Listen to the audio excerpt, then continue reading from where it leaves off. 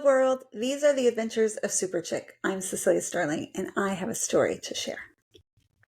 And this is about my dad.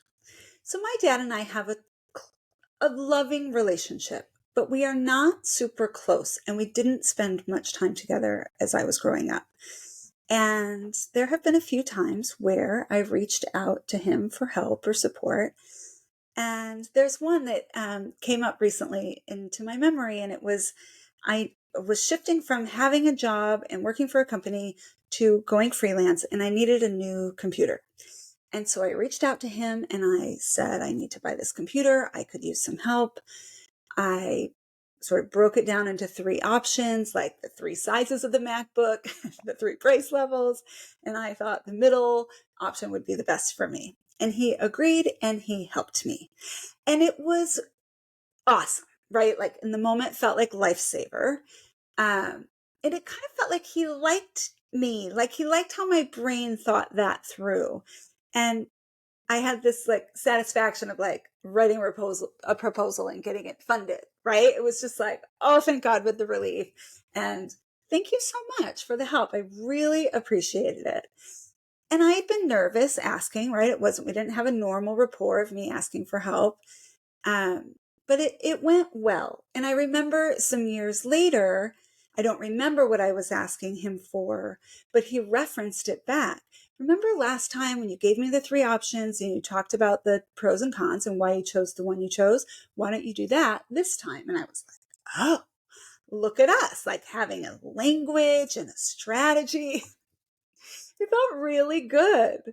And again, that wasn't ingrained in my upbringing. And so we had to kind of wobble through it when I was a young adult. And so fast forward to this past fall, early this year, I reach out for help again. And I'm going to be honest, I'm feeling pretty down on myself for even needing the help, but I do. And so I reach out and I do it in this particular language of how he can help me financially. And here's some interest rates and here's a pathway, and no response. And then I reach out to him again and I say, I'm not sure if you got that email, but like, and I'm dancing around it. No response. And then my situation gets a little more serious. And I really need to talk to him about this. And I get to the place, I'm talking to my husband about it, and I say, I'm really scared to ask for help. I'm feeling really down on myself that I even need it. And maybe that's what I needed to articulate before I could really ground into, as opposed to this being this like financial option, this is really emotional. And I'm saying, Dad, will you please help me? I'm feeling scared. I don't have enough money right now. Here's what we're going through. He responded, you need to get a job with 2 exclamation points. And the little kid in me felt my hand get slapped and I burst into tears. Oh, I was just devastated. And the inner adult in me was like, oh, no loan option here?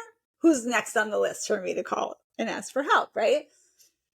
And she's new here and I really dig her, right? Like I'm able to self-soothe, I'm able to breathe through it and see that like my inner child got her feelings hurt, and that's okay. He still loves me. There's going to be another option to work out the financial situation. And I start looking more creatively at what those options are, and we come up with a few.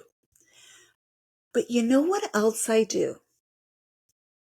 In my sort of newfound, I'm going to stick with myself. I'm going to pay attention to how I feel, and I'm not going to shove it down. And I've talked to my daughter about this. I'm going to tell him how I felt when I received that message so that he can get to know me better. There's an opportunity here. And so I conjure up the courage to say, Dad, it hurt my feelings when you said I need to get a job with 2 exclamation points. And just so you know, I have 2 jobs, but I am looking for a third or maybe a better one to replace one of them. My biggest job is my daughter, and I did not go into anything about him or his parenting or lack thereof or any of the other sassy things I could have said. I don't go into the belief systems around money and how we could help and keep the wealth within our family. Nope. I just stick to myself and I say, that hurt my feelings with those 2 exclamation points. And I do validate my position and say, I do actually have 2 jobs, but I am looking for another one. And I'm not looking to have anyone save me. I'm looking at options. We have some long-term investments. I'm not sure how to play this game at this stage. I've never been a homeowner before, right? And I feel really good when I send the message. Do you know how he responded? I'm so sorry, kiddo, with exclamation points. And it is like instantaneous healing. I shared a vulnerability and let him know that he could hurt my feelings. He immediately apologized. He doesn't always immediately respond. Like, I don't know how much he's on his phone. He immediately apologized, and I felt so much better. And remember that thing about like the problems could be solution steps on a ladder. Potentially, I'm having this bigger financial issue so that I can heal this wound with my dad. And it was just so good, honestly, to experience all of those parts, certainly once I'm through them.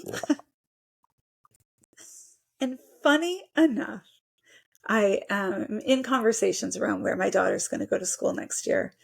And I was talking to some women I know whose kids go to one of the schools I'm considering. And one of the things they said they loved about it is they have a daddy-daughter dance. Now, I never went to a daddy-daughter dance with my dad. And it makes me a little sad, honestly. But I'm dancing with him now, right? In my own adult way. And we're creating new strategies and ways to connect, even at this age. And I'm so proud of myself for not giving up or letting it be whatever limiting belief I had about it before. I really tried to connect, and healing was the result. And I will feel more comfortable asking for help from him in the future. And you know what else he said after he apologized? He said, so tell me about these long-term investments. Like, what is going on here? And then I got to share more about my actual experience, which actually did lead to me having a few new creative ideas about how I could solve this current situation. And I got to say to him, just your asking was super supportive and helpful. So even if you're not giving me the money, thank you for giving me the space to talk through it, right? How great is that? And, we're just still learning and growing, like him in his 80s and me in my late 40s. Like, it's just still happening. And I'm here for it. I'm here for it. I hope you find us on the right day and hear this in the right way, that it supports you and your growth and your relationships and how you take good care of yourself. And that supports you in connecting with those around you. With that, I'll say ciao for now. I'm Cecelia Sterling, and these are the adventures of Super Chick.